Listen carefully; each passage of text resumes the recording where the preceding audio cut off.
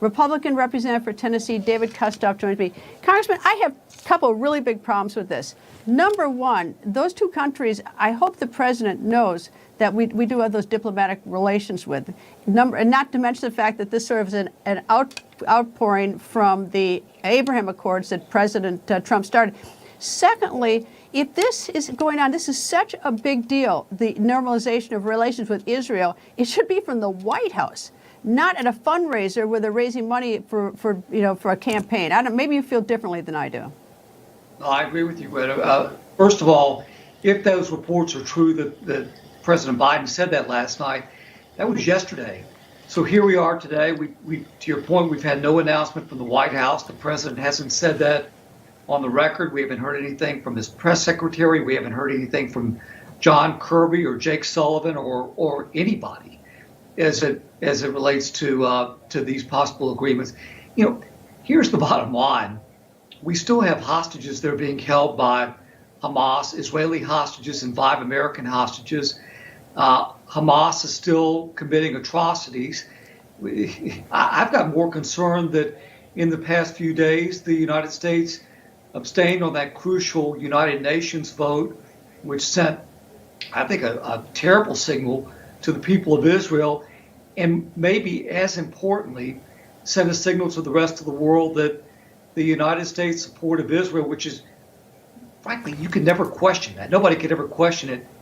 Based on that vote the other day, you can now question it.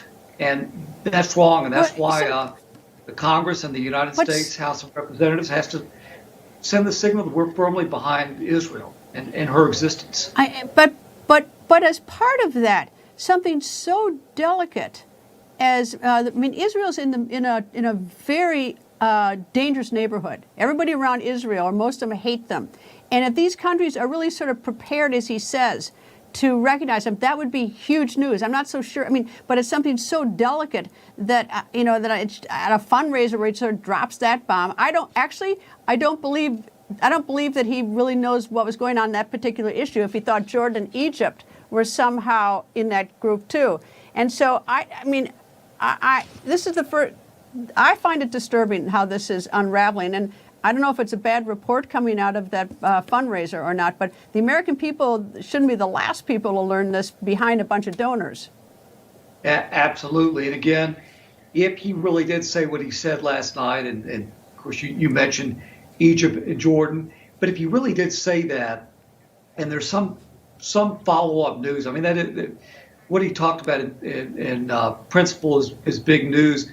The American people should know it, not just a few privileged people that paid a whole heck of a lot of money to hear President Biden and former President Obama and Clinton speak, and a bunch of left-wing entertainers.